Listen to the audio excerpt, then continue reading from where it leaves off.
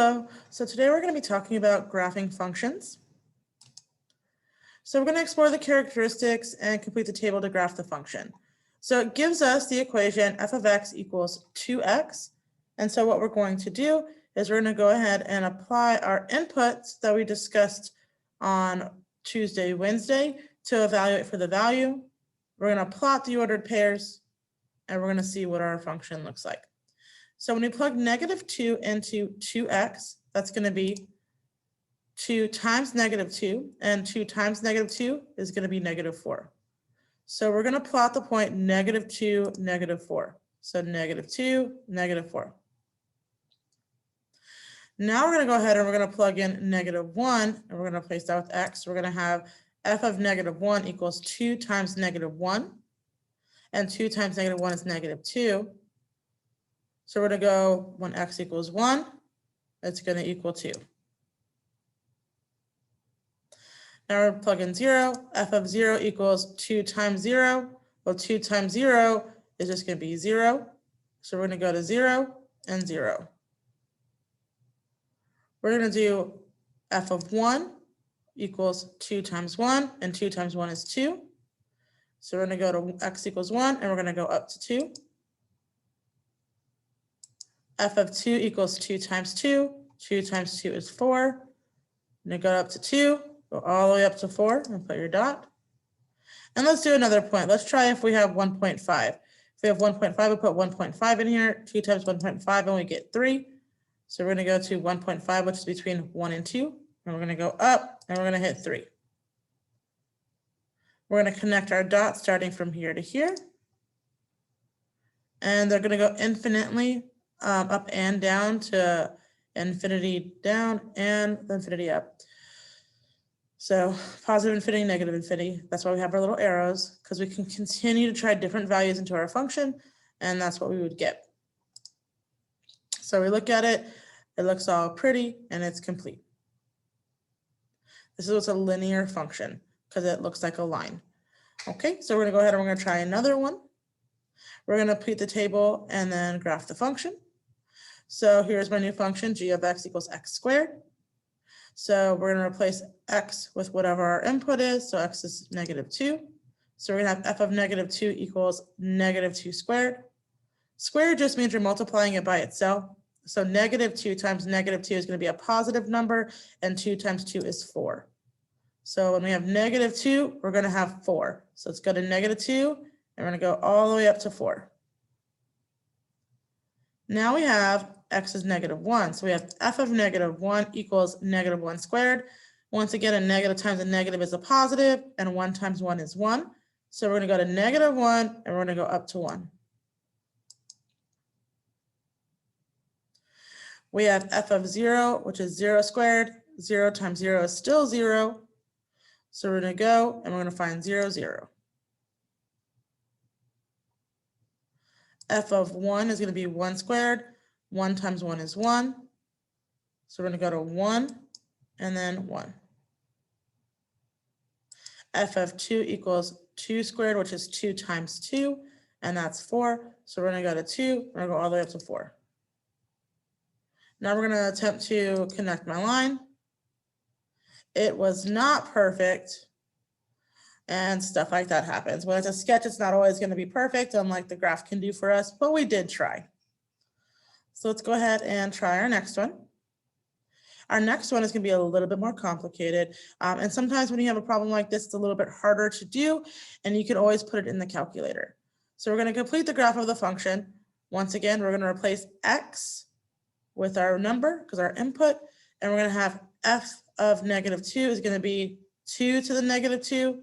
And that's actually going to become, when it's a negative, it's going to be a fraction. So it's going to be 1 over 2 times 2. So 1 over 4. So 1/4, which is 0.25. And like I said, a calculator might be a little bit easier for that. So we go to -2 and we go up 1/4, which is about that much. So let's try our next one, f of -1.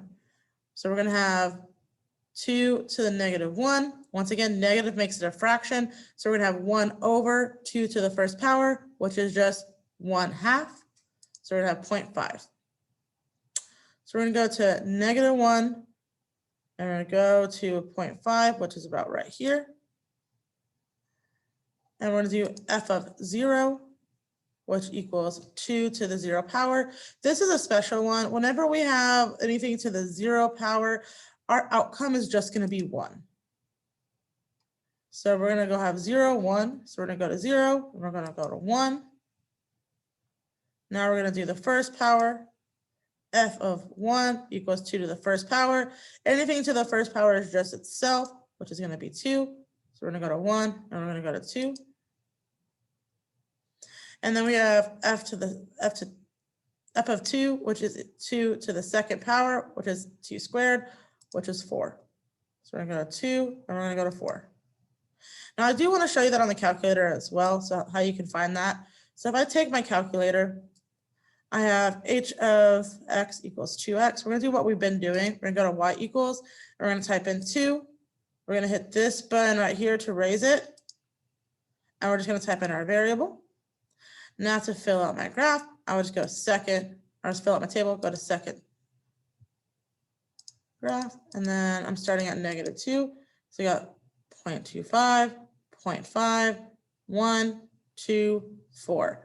And so this is how I could find those values really easily. If I can find those values really easily if I just put them in the calculator. Now let's see if how my graph looks. So if I just hit the graph button, and you see, it's what we did as well. So that's a good way to check your answer or to help you solve. And so let's go ahead and put our line there. And it does look interesting. See how it's going this way and it's going all the way up. So let's go ahead and talk about graphing calculator discussions. So how do you enter a function into a calculator? We just did it on an example. What button do we press? Use the y equals button key. Make sure that you use parentheses in the right spots. How do you view a function graph on a calculator? So if I want to view the graph, there's a specific button for it. You're going to use the graph key. And how do I view a function's table of values? And that's really simple. If you look on the calculator, so if I'm looking on the calculator, there's a little blue words at the top that say table. So you're going to hit second graph. So now we need some time to practice. We're going to go ahead and use our calculator to type in each of the functions, and we're going to evaluate for a specific spot. We did this the other day. So all we're going to do is we're going to go to y equals, put in our equation x plus 5. So we're going to go x plus 5, second graph to pull up the table, and we're looking to evaluate for -10. -10 says -5. So this would be -5.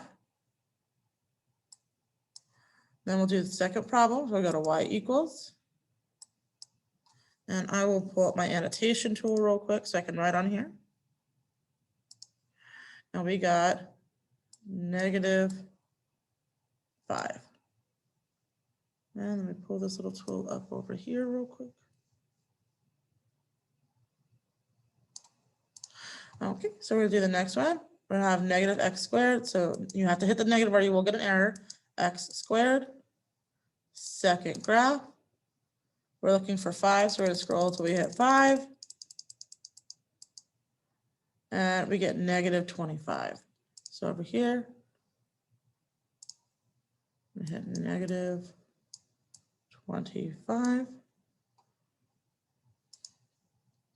We'll type in, we're going to skip 3 because my calculator is covering it. Go to y equals. We have -0.5x minus 3.5.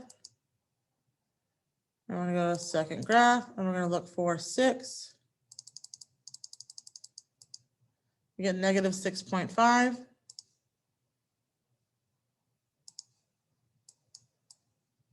There's a lot of 5s in all these answers.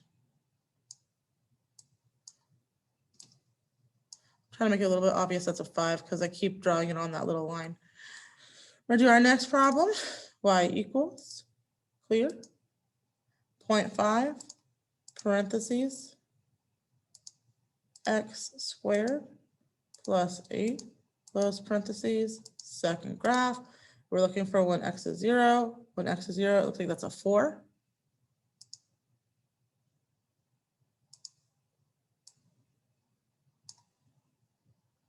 I got one more problem to do, which we're going to go to y equals, and I need to hit clear first, negative 1.5, and that's a little x, so we're going to raise to the x like we did before, raise to the x, second graph, and when we go to 0, it's a negative 1.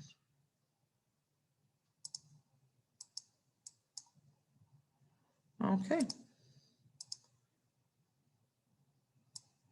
So, oops. So when we used our calculators, all we did was we typed in the function starting after the equal sign, and we looked on the table for that value, and that's how we found those answers. Okay. So now that we've seen the video, you know how to do this. I would like you to practice on your own. So you're going to go ahead and you're going to log in to IXL, and you're going to look for JFG. So once you're logged in from Clever, search the code JFG, and you can get some practice in there. I hope you have a great day, and hopefully this helps. And if you need anything, just send me an email or come to tutorials. Bye.